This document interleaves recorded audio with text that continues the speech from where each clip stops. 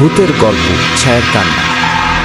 দুর্গম গ্রামের এক প্রাচীন বাড়ি, নাম আলোর কুঠি, অথচ বাড়িটা বহু বছর ধরে অন্ধকারে ডুবে আছে।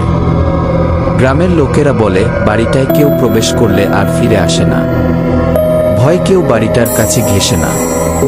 একদিন শহরের এক তরুণ লেখক, নাম অর্ণব, রহস্যময় জিনিসের প্রতি দুর্বলতা থেকেই গ্রামে এসে হাজির।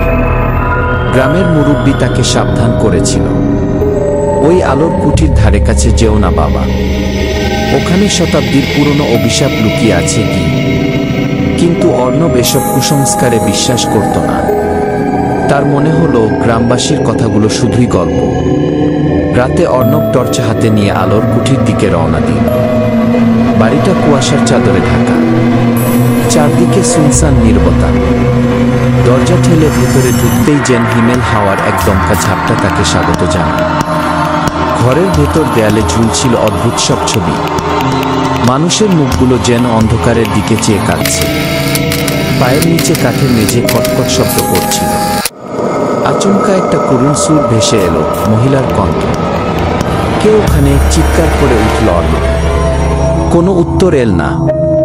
কণ্ঠটা গুনগুনিয়ে বলতে লাগল, আমাকে মুক্তি দাও উই। ভয়ে পা পিছলে পড়তে পড়তে অর্ণব সামলে নিল। হঠাৎ দেখে দেয়ালের এক ফাঁকে আলো জ্বলছে। অর্ণব এগিয়ে গিয়ে দেখল একটা পুরনো আয়না। আয়নার সামনে দাঁড়াতেই তার পায়ের নিচে একটা লাশের মতো ঠান্ডা স্পর্শ। সে ঝটপট টর্চে জ্বালাল। নিচে পড়েছিল এক রক্তমাখা চিঠি। চিঠিতে লেখা, আমাকে কেউ বিশ্বাস করেনি, আমার গল্প শেষ হয়নি কি। তখনই আয়না থেকে এক ধোঁয়াটে ছায়া বেরিয়ে এলো। ছায়ার চেহারা ছিল ঝাপসা, কিন্তু চোখ দুটো যেন আগুনের মতো জ্বলছিল। ছায়াটি হাত বাড়িয়ে অর্ণবকে ইঙ্গিত করল আয়নার দিকে।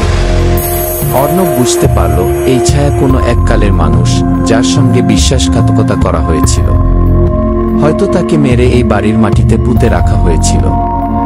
ছায়া অর্ণবকে বলল, আমার দুঃখের গল্প লিখে দাও, আমার কণ্ঠ সবাইকে জানাও উই।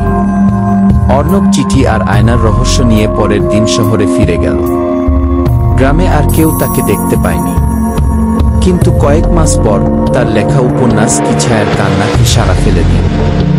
তবে গল্পের শেষে এক অদ্ভুত বাক্য ছিল, যা অর্ণব তার নিজের হাতেই লিখেছে, যে আমার গল্প পড়বে তাকে আমার দুঃখ ভাগ করে নিতে হবে কি।